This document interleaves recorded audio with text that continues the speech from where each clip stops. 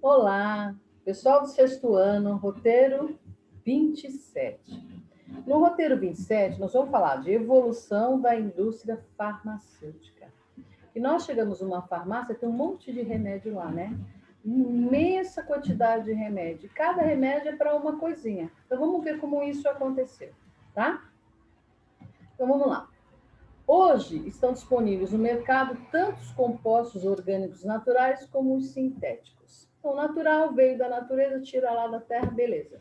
Os sintéticos eles foram produzidos numa indústria artificialmente, tá? Diferentemente de alguns anos atrás, como no século XIX, quando só se dispunha de plantas naturais para a fabricação de remédio, ou seja, antigamente eram poções, eram chazinhos, eram emplastos, macerava as folhinhas e punha nos machucados para curar. Hoje em dia a gente não faz mais isso. Tá? Hoje em dia a gente chega numa farmácia com a receitinha e o farmacêutico dá um remédio para nós na caixinha, comprimido, né? Industrializado. É claro que essa prática ainda permanece. Aliás, foi assim que muitos medicamentos modernos foram obtidos através da imitação de substâncias extraídas de plantas medicinais. Todos os medicamentos que estão na farmácia vieram direta ou indiretamente da terra, de vegetais ou animais, tá certo? Mas se não fosse a forma sintética, esses medicamentos não seriam produzidos em larga escala pela indústria farmacêutica. Esse avanço tecnológico só se tornou realidade através de longos anos de pesquisas e investimento de bilhões de dólares anualmente. Então, foi preciso muito investimento para chegar no que nós temos hoje, tá? Como são produzidos os medicamentos que consumimos? Para entendermos a fabricação e a produção dos remédios, precisamos conhecer as suas origens. Tá? Precisamos saber como é que começou tudo isso. Começou de alguma maneira. Como? Os medicamentos são produzidos a partir de substâncias especiais, também conhecidas como princípio ativo. Todo medicamento tem na sua caixinha ou na sua bula quem é o princípio ativo dele, tá? Esses são adquiridos em métodos de extração de amostras do reino vegetal ou animal.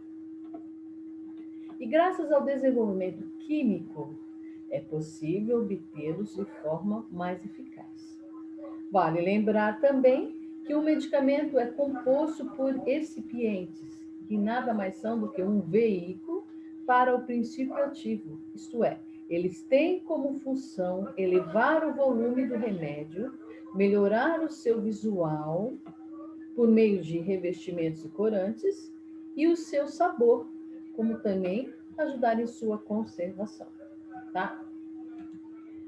Como funciona a criação dos medicamentos? Para criarmos um medicamento, primeiramente é necessário saber qual é o agente causador da doença que ele irá curar.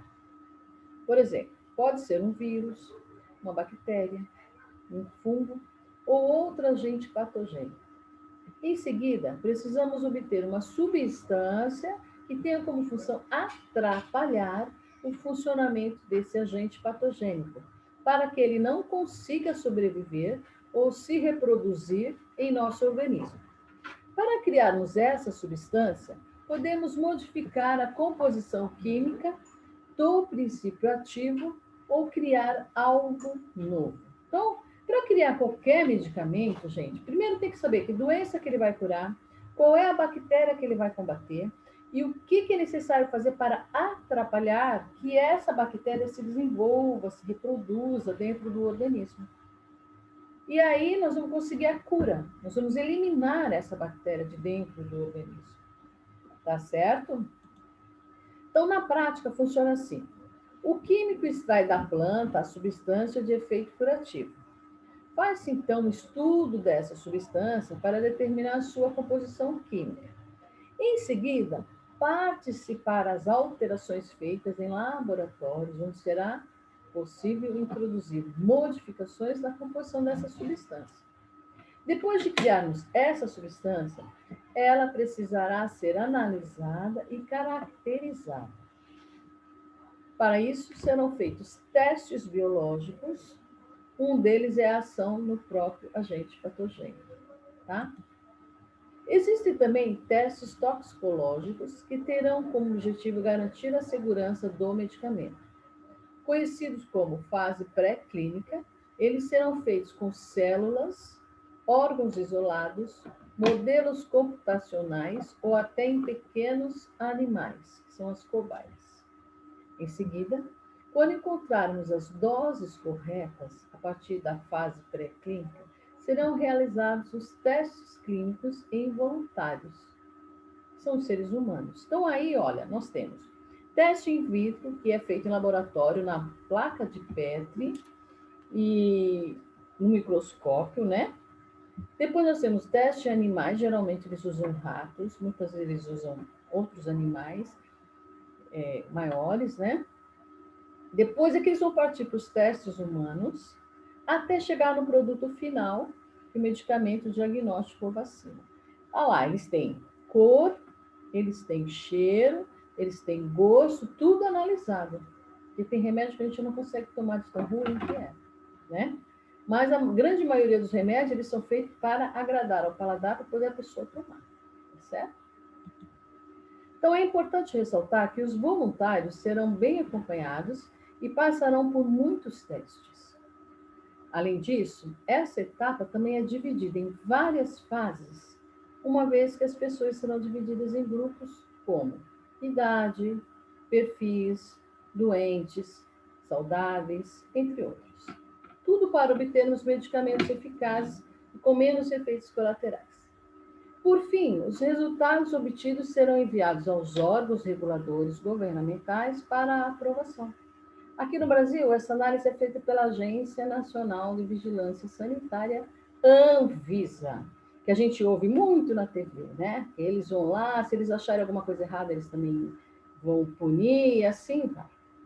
Então, aí eu coloquei para vocês uma fase clínica, como que é? As fases, né, da fase clínica. Então, fase 1, avaliação preliminares de segurança e resposta imune. Pequeno número de voluntários, adultos, monitorados de perto, 20 a 80 indivíduos. Fase 2. Mais informações sobre segurança e respostas imunes e dados sobre as doses e horários que serão usados na fase 3. Várias centenas de participantes, geralmente de 100 a 300, eles são frequentemente randomizados e bem controlados. Fase 3. Ensaios em larga escala que precisam fornecer uma avaliação definitiva da eficácia e uma avaliação mais completa da segurança. Eles geralmente envolvem milhares de indivíduos e, às vezes, dezenas de milhares, quando são projetados para avaliar eventos adversos raros. Quando o medicamento é aprovado, é cuidado para que este continue sendo produzido de maneira segura e nas doses corretas. Isso é importante para o controle de qualidade e para um bom resultado no mercado. Vale ressaltar que, independente do tipo de medicamento, seja ele comprimido em gotas, xaropes ou injeção, esse rigoroso processo de fabricação e produção, que pode levar até 15 anos, é indispensável para que o medicamento possa chegar de forma segura às farmácias e depois aos consumidores.